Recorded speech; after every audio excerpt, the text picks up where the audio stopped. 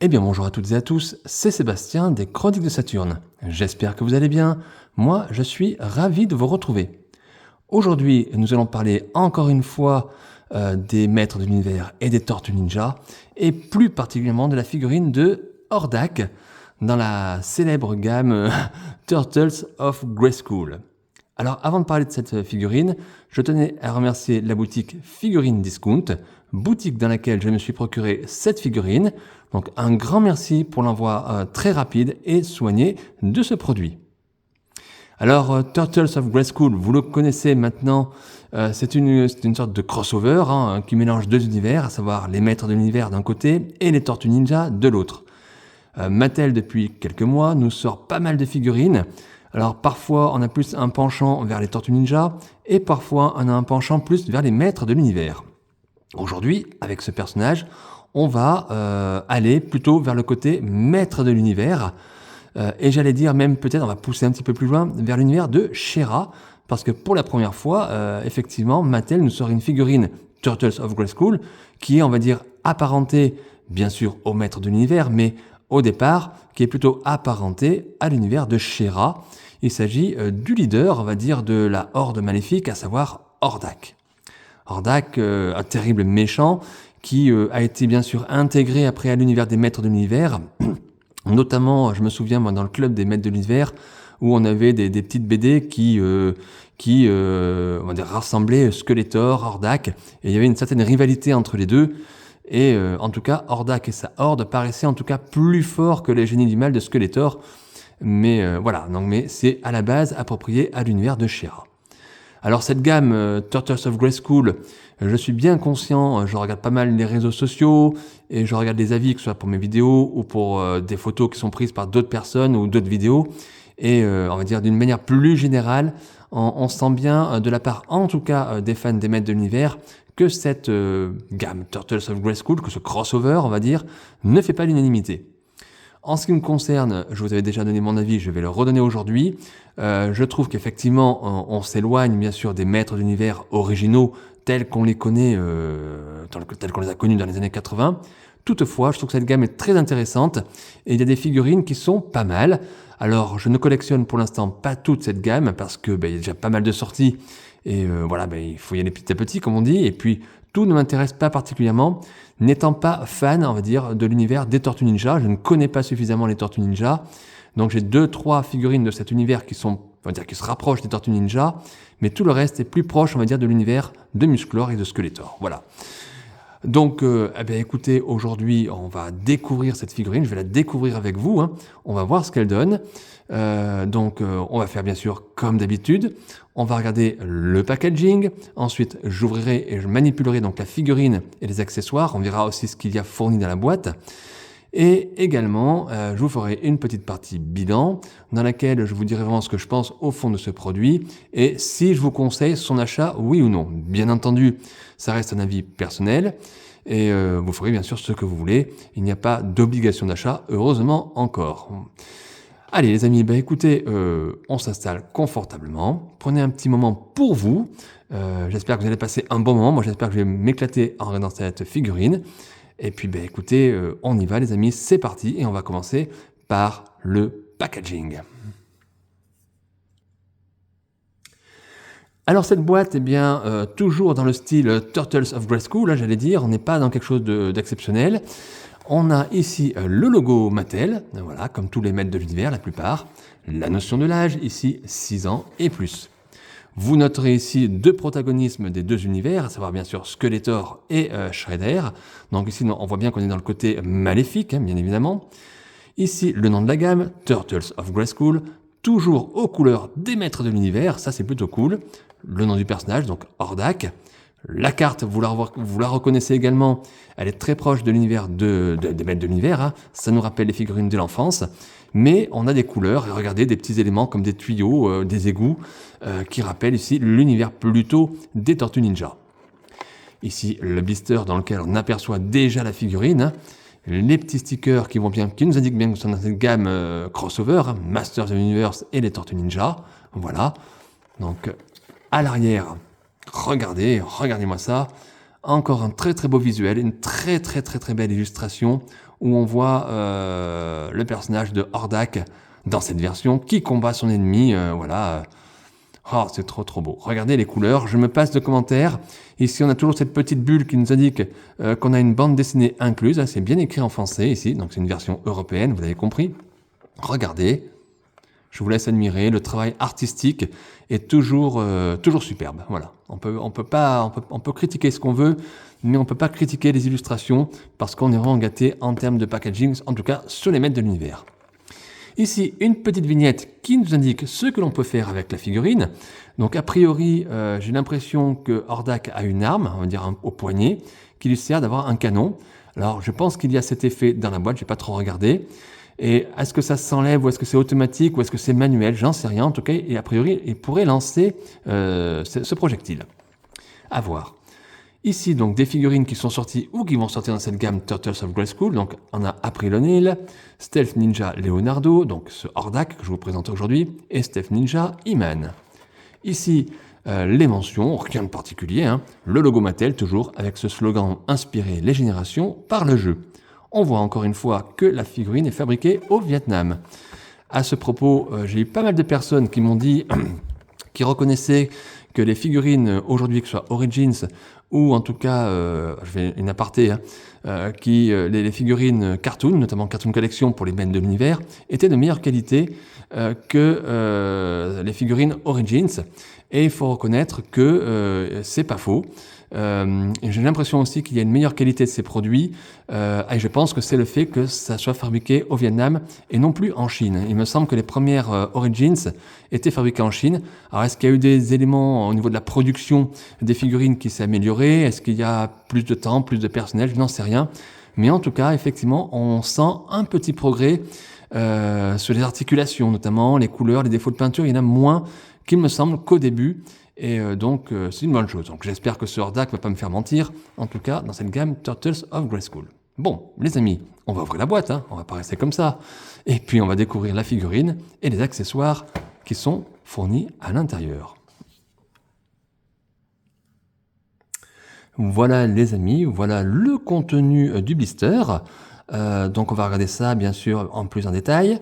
Donc on va commencer par ce petit papier blanc que je vous présente quasiment à chaque fois dès que je vous présente des figurines des maîtres de l'univers, on va dire Origins ou Cartoon ou Turtles.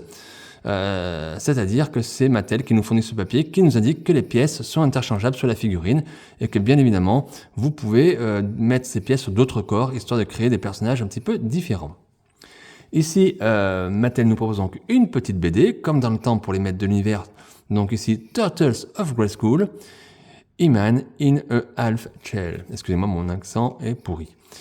Alors, très très très beau dessin, comme d'habitude, et un petit peu surpris parce que vous remarquerez qu'il y a des textes dans la BD. Voilà. Donc, vous le savez, si vous êtes fan des maîtres de l'univers Origins, Mattel en fournit à deux types de versions de blisters, les blisters américains et les blisters, on va dire, européens. C'est les principaux. Vous savez que dans les BD, normalement, Mattel ne nous met pas, en version européenne, version française, ne nous met pas de texte, ni en anglais, rien du tout. Donc je suis assez curieux, parce que c'est plutôt dans les versions américaines qu'on a des textes. Donc je suis curieux pourquoi Mattel a mis une BD avec les textes, comme c'était une version américaine, puisqu'il s'agit d'une version européenne. Alors je n'en sais rien, je pense qu'il s'agit d'une erreur. Je ne pense pas que Mattel va mettre des textes maintenant pour les Européens, hein, donc je pense qu'ils s'en fichent un petit peu. Donc je pense qu'il s'agit d'une simple erreur, en tout cas, sur mon exemplaire, et il y a des textes dans la BD. Ensuite, on va regarder les accessoires. Alors, ce premier accessoire ici, cet effet lumineux qu'on a vu sur la boîte tout à l'heure, cet effet de laser, donc on aime ou on n'aime pas le style, beaucoup n'aiment pas ce style, là Mattel adore faire des choses comme ça, bon, c'est pas toujours franchement réussi, on va voir ce que ça va donner, en tout cas, ça a le mérite d'être là, c'est une petite couleur vert fluorescent, ça a l'air sympa. Ensuite, regardez, on a ces deux accessoires, alors je vais peut-être les mettre, je sais pas s'il y a un sens, on va regarder... peut-être comme ça, voilà, regardez, ce sont des ailes de chauve-souris, wow. Comme Dracula, comme les vampires, Donc ici, c'est du plastique dur, hein. Donc pas de tissu, donc pas de risque de, on va dire, de coupure avec les doigts ou un ciseau, mais quand même du plastique dur mais fin. Attention quand même à pas casser. Alors c'est pas amovible, regardez, je peux toucher. Ça ne se plie pas, ça ne se déplie pas, donc c'est vraiment du basique, j'allais dire. Donc vous pouvez mettre les ailes uniquement dans ce sens-là comme ça. Donc on va regarder tout à l'heure, bien évidemment. Alors à noter que ces ailes, on va le dire tout de suite, parce que si vous connaissez Hordak, bien évidemment, vous savez qu'il a toujours une petite cape rouge à l'arrière, et ces ailes ici, qui sont, on va dire, propres à l'univers Turtles of Grayskull, remplacent la cape, tout simplement. On a la couleur de la cape qui est transformée ici. Allez, maintenant, on va regarder bien sûr le principal, à savoir la figurine. Allez, la voilà. Le voilà, ce Hordak, version Turtles of Grayskull. Ha ha ha, Skeletor, tu n'attends rien. Ah. Alors, Hordak, on l'aime ou on l'aime pas. C'est pas mon personnage favori, hein, faut être franc. Hein. Mais c'est un personnage vraiment important et imposant. Voilà. Alors, la première chose qu'on peut dire déjà avant de parler des articulations ou quoi que ce soit, qu'il faut dire tout de suite, c'est qu'on le voit, ça flash tout de suite. Ici, nous sommes dans les coloris, dans les versions, ici, du dessin animé Filmation. On n'est pas dans le gris caractéristique de Hordak, tel que nous l'avions étant petit en tant que jouet. Et même si nous ne sommes pas dans la gamme cartoon, nous sommes bien dans la gamme Turtles of Grayskull, eh bien, il est aux couleurs du dessin animé. Voilà, donc ça, c'est déjà la première chose qui frappe et qui est essentielle déjà à cette figurine. Alors maintenant, on va regarder les articulations, bien évidemment. Articulation, donc la tête tourne un petit peu. Alors, la tête tourne, mais pas forcément le casque qui est dessus. Voilà, donc ça tourne très difficilement, mais ça tourne. Les bras, alors je vais pas forcer, hein. Oh là là, les articulations sont très raides, vous voyez, je ne vais même pas m'amuser ici, parce que les articulations sont vraiment très dures, et là je vais les casser. Là si ça va, mais je vais les casser, donc très costaud. Hein. Ah ouais, on va pas tirer non plus les jambes trop, les genoux, on plie un petit peu, histoire de faire quelques assouplissements, mais on va pas forcer. Là, les articulations sont carrément presque toutes bloquées. Donc on va laisser le temps à la figurine, bien évidemment, de prendre la température de la maison. Et si nécessaire, on fera chauffer, on verra un petit peu. Mais en tout cas, des articulations costauds. Alors donc, on a parlé de la couleur. On peut parler de voir s'il y a des défauts. Hein. Je regarde toujours, vous savez, s'il y a des petits défauts de peinture. Je suis assez méticuleux sur ça. Même si ce serait des figurines pas très chères, donc il peut y avoir des petits défauts, c'est pas gênant. Voilà. Mais quand même, comme on paye quand même notre produit, je considère que d'avoir des gros défauts, faire attention. Bon, a priori, au premier jet comme ça, il n'y a pas de défaut. En tout cas, pas de gros défauts de peinture. Qu'est-ce qu'on peut dire sur ce personnage? Donc, regardez d'abord le visage, bien évidemment. Hein. Regardez, Hordak, on le reconnaît là. C'est le Hordak du dessin animé, on le reconnaît bien. Cette couleur fantomatique. Et regardez ce regard. Regardez. J'espère que le gros plan se fait. Il fait dur là. Regardez le rictus de la bouche ici. Comme c'était... Ouais, je le fais bien. Hein. Très bien fait, jusqu'au poussé dans le détail. Il fait vraiment presque vampire. Superbe réussite là, du visage. Top. Alors, à noter que le casque capuche, j'allais dire, je pense, doit pouvoir s'enlever si vous arrivez je pense qu'il faut tirer l'ensemble pour enlever la tête et ce casque. Je ne vais pas le faire, je ne vois pas l'intérêt. À noter ici le plastron, toujours aux couleurs de la horde maléfique, la horde de Hordak, avec toujours ce symbole dessiné, regardez, toujours bien gravé. Et plastron qui ici s'agrandit par des petites épaulettes, voilà, très sympa, très bien détaillé. À l'arrière, donc vous avez deux embouts pour pouvoir mettre, je pense, les ailes, enfin les ailes de chauve-souris, on va dire, voilà, de vampire. Alors le plastron doit s'enlever également si vous enlevez la tête, tout simplement. À noter donc ici au niveau du bras, comme on a vu, une sorte de canon, voilà, qui est, on va dire, inclus dans la figurine et qui remplace ici la main de Hordak, hein, voilà. Donc vous savez que dans les Maîtres de l'Univers, on a eu plusieurs versions de Hordak. On a eu Hordak normal, Hordak Hurricane, Hordak Ouragan, et là on a une autre version, hein, voilà. Donc on est toujours dans cette idée de continuation quand même. Hein. Et regardez, donc c'est quelque chose d'électrique avec le tuyau qui va jusqu'au bras, qui doit prendre peut-être l'énergie, ou ici au niveau du bras. Est-ce que c'est l'énergie qui vient à l'intérieur du personnage? Je n'en sais rien. Quoi qu'il en soit, c'est comme ça. Voilà. Donc c'est un bras un petit peu robotisé. Alors c'est très très très bien fait, hein, c'est du plastique. Vous remarquez ici que ça représente des petites fioles d'énergie, on va dire. Et on est aux couleurs bien sûr ici de l'arme. Donc superbe, a priori on doit pouvoir mettre l'arme ici. On a une petite ceinture ici qui rappelle encore l'univers de la Horde. Voilà, très très bien détaillé. Regardez, alors je montre vraiment, c'est pas facile, hein, parce que c'est tout petit et j'arrive pas à faire devant des gros plans. Alors pareil, sa ceinture peut s'enlever si vous déboîtez bien sûr la figurine. Et puis les pieds, toujours dans le style de Hordak, avec toujours les symboles de la chauve-souris ici de la Horde. Donc un personnage vraiment, vraiment réussi. On a ce brassard, alors je ne sais plus s'il était présent sur les versions filmation, mais en tout cas, une chose est certaine, sur le Hordak, on va dire jouet de notre enfance, le gris, vous savez, eh bien il y est ce petit brassard de la Horde. Donc ça c'est plutôt sympa. Alors, on va essayer de mettre la petite arme ici comme ça, donc ça s'emboîte, il n'y a rien de particulier, donc après on aime ou on n'aime pas, hein, ça. Alors comme je dis, je ne force pas parce que les articulations sont vraiment... Ouais. Voilà. Ouais, bon. Beaucoup n'aimeront pas, je comprends, c'est vrai que ça fait un petit peu pas génial, mais ça a le mérite d'être là. Vous pouvez reproduire une petite scène d'action si vous en avez envie, voilà. Et c'est pas si dégueu que ça, hein. C'est pas top, mais c'est pas non plus, voilà. Bon, on va lui mettre quand même, on va lui laisser. Alors, on va essayer de regarder les ailes, parce que là, moi, je ne sais pas comment elles se mettent, hein, ces ailes. Il n'y a pas de notice. Alors, attendez. Ouais, je pense que c'est là. Alors, attendez, c'est comme ça. Ah oui, ça doit être comme ça. Je pense que c'est comme ça. Pop, pop, pop, pop, pom. On va dire que c'est comme ça, mais je ne suis pas certain. Si.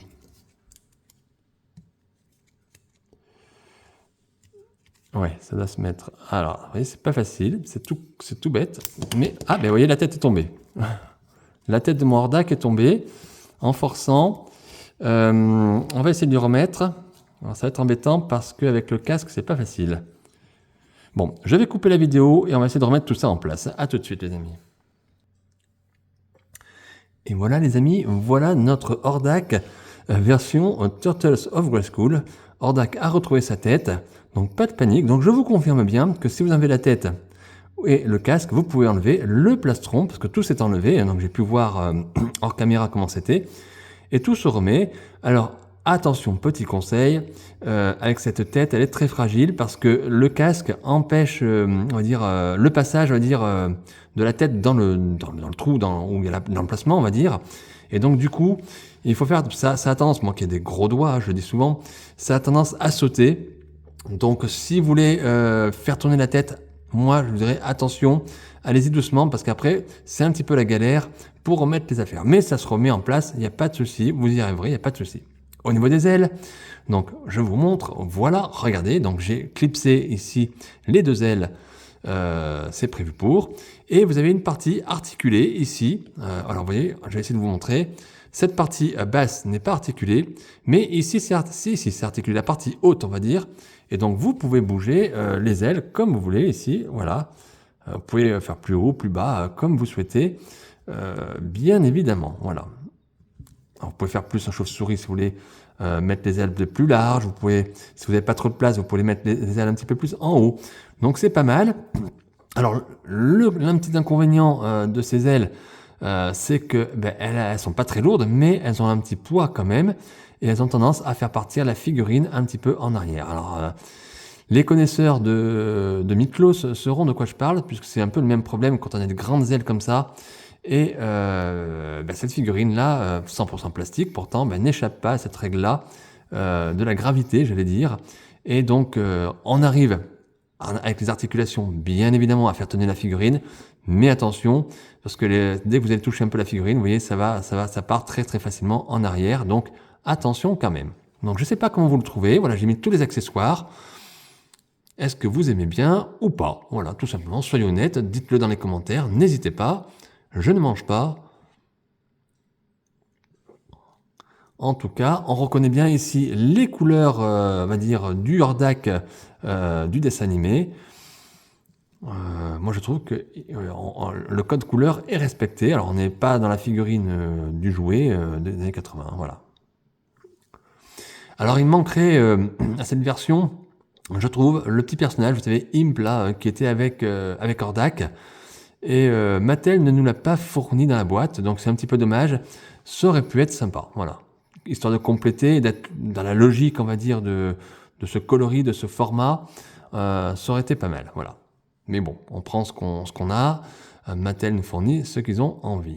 Voilà, les amis, donc je sais pas.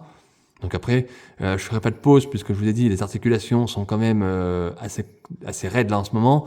Donc on va pas forcer, voilà. Donc on va rester sur quelque chose de classique. De toute façon, pour la pause comme ça dans ma vitrine, ça ira très bien. Et je pense que je vais rester sur ce posing-là, voilà, tout simplement. Allez les amis, on va passer à la partie bilan. Et puis je vous dis ce que je pense de ce produit, si j'aime pas, et puis si je vous le conseille, ou non.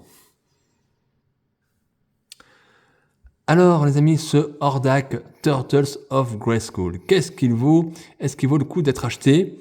Oui ou non? Alors, moi je vais être franc, je vais être honnête, je l'aime beaucoup. Voilà, je l'aime beaucoup, même si c'est pas mon personnage préféré, donc j'ai pas non plus un gros coup de cœur. Je suis pas waouh, je vais pas dire c'est génial, c'est top, parce que la figurine, voilà, le personnage lui-même, j'ai pas d'affect particulier, mais il est bien fichu. Voilà, il est quand même bien fichu. Et je suis content de le posséder. Je trouve que c'est original d'avoir mis des ailes, on va dire, un petit peu de vampire, on va dire, à ce personnage, qui justement, par son visage, vous remonte encore à une tête de vampire quand même. Hein. Il faisait peur hein, quand on était petit, ce Hordak, hein, quand même. Hein. Donc là, Mattel a bien joué, je trouve. Et le coup du petit canon laser, c'est sympa. Alors, dommage qu'on n'ait pas voilà, un petit bouton, on va dire, mécanique, qui aurait lancé ce petit projectile, ça aurait été sympa. Bon, on a vraiment le minimum du minimum. On a une figurine pour exposer. Voilà. Donc, est-ce que je vous conseille, oui ou non, d'acheter cette figurine? Bien évidemment, je ne vais pas vous dire non, parce que je la trouve quand même bien. Donc, je vous dirais oui. Mais bien sûr, il faut que vous aimiez cette gamme Turtles of Grayskull. Si vous n'aimez pas, je pense que vous pouvez passer à côté. Voilà, ce personnage n'apportera rien de plus à votre collection de maîtres de l'univers. Voilà. Ou des Tortues Ninja d'ailleurs. D'ailleurs, je vois pas trop le lien des Tortues Ninja encore sur cette figurine, peut-être les ailes, mais comme je ne connais pas, on va dire suffisamment l'univers des Tortues Ninja, je pourrais pas m'étendre dessus. Mais quoi qu'il en soit, ça reste une très belle figurine, de très bonne qualité, de très bonne facture. Et encore pas mal l'idée des ailes, vous voyez, moi je trouve ça plutôt sympa. Voilà, donc des petits regrets, je vous dis, l'absence du personnage qui accompagne Hordak, l'absence de petits mécanismes qui auraient peut-être été sympa. On a du basico-basique, on va dire, c'est du 100% plastique. Bon, après ça reste une figurine très très belle, visuellement. Très bien l'idée d'avoir gardé ce bleu, cette couleur caractéristique du dessin animé des années 80. Et pas mal, voilà, pas mal, vraiment, vraiment content. Et va grandir encore mon étage Turtles, hein, il va falloir faire de la place, on va pousser encore un petit peu plus. Et en tout cas, si vous avez l'occasion de vous faire plaisir, ou que quelqu'un vous fasse plaisir, ou un anniversaire, ou pourquoi pas pour Noël, écoutez, cette figurine, en tout cas, serait un très très beau cadeau. Voilà. Eh bien écoutez les amis, je vais en rester là pour cette chronique. J'espère qu'elle vous a plu, j'espère que vous avez passé un petit moment sympa, que vous avez peut-être découvert avec moi cette figurine. Alors peut-être que vous la possédez déjà et donc c'est pas une découverte, mais au moins vous aurez mon avis. Et puis n'hésitez pas à mettre un like à cette vidéo, à partager. N'oubliez pas de vous abonner à ma chaîne YouTube Les Chroniques de Saturne. N'oubliez pas non plus la page Facebook Les Chroniques de Saturne. Et puis, écoutez, je vous dis à très très vite et à très bientôt pour de nouvelles aventures. Et bien sûr, de nouvelles figurines. Et je pense qu'on en a encore pas mal qui arrivent. Alors j'espère pouvoir en faire quelques-unes encore vidéo. Mais il y a beaucoup de choses. Et le temps manque malheureusement. Prenez bien soin de vous les amis. Et je vous dis à très très vite, à très bientôt. Bye!